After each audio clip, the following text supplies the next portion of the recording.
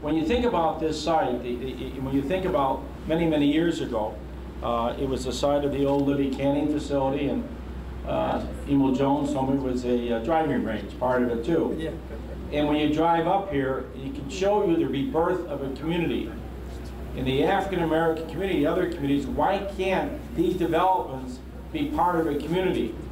Why do we have to all drive all the way into the suburban area to spend our money and then drive all the way back? Simple question. And that's why we have deserts in the African American community, the Hispanic community, of large developments. You can develop any place in the suburban area and there are no questions asked. There's no demands, no requirements. Just build it. We get real estate taxes. We get sales tax. We get jobs in our community. Absolutely. And when it comes to the controversy we constantly see in the city is everybody's demanding and no one's getting anything anyway. And the developer look at you and say, you must be kidding. You think I'm going to sit here for the next 20 years to debate whether or not this development's going to go forward? I can go any place. I can go right across the street and do a development. I can go to Oak Lawn. I can go to Evergreen Park.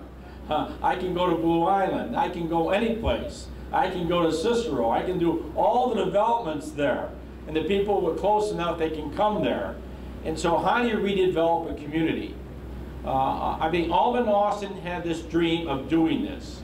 And they need a good developer. They need financial people who really believe here in the African American community, middle class working people should have a development like this.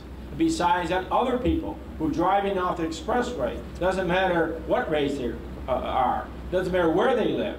They want to drive off and do wonderful shopping in this complex. So it takes a lot of strength, a lot of energy. It has a lot of foresight and future. And that's why it's important that this day and age, we have committed $26.6 million in TIF funding. Why is that? Because there's a lot of problems in developments of old factories here in the city. A lot of environmental issues, a lot of issues that go into it. So it's really important to do that. But most importantly, the developer knew that he's going to hire people from the community, because that's the idea of getting jobs, people jobs. Now people tell me, you know, I'm waiting for a job, and you need opportunities for jobs. You have to start someplace. If you don't start, you never finish. And so like anything else, there's many, many jobs in the whole construction field here. And when you think about that, what a commitment. But then $240,000 of TIF money went into recruitment, training, and placement of construction jobs and retail jobs. And that is very, very important. Job readiness, job training. And a lot of people need that. Why not you give it to them and then they become a better employee? Then they realize what employment's all about, how they have to work for an employer, and all the issues going in with employment. Again, opportunities, you're giving opportunities there. They had 13 apprentices in the areas of masonry and carpentry from the Dawson Technical Institute from 39th and State. 10 of the 13 passed the union apprenticeship exams and entered the union. Again, success stories. It can take place.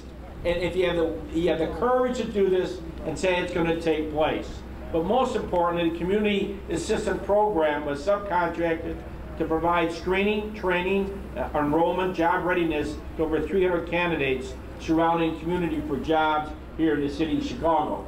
The total number of jobs are 1,260 construction jobs and 3 more, and there'll be 600 more jobs by the time the project is completed.